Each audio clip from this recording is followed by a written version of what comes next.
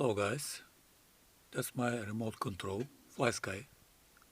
Flysky fs-i6. They need 4 batteries, like this. But I find the easy way to supply the radio. First, used from old PCB, that chip with aluminum radiator.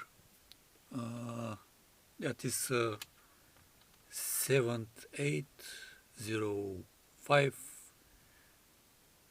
chip. They have 3 pins, very simple to connect.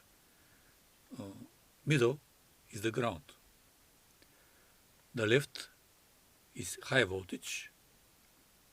The right is low voltage.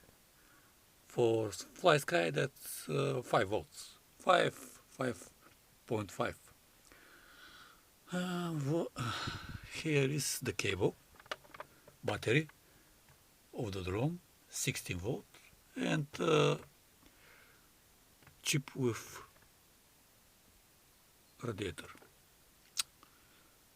When turn on, radio show 5.74 volts.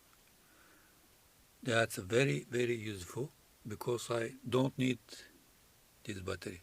I use the main battery of drone. For me, that's very easy. Thank you for watching. Happy flying.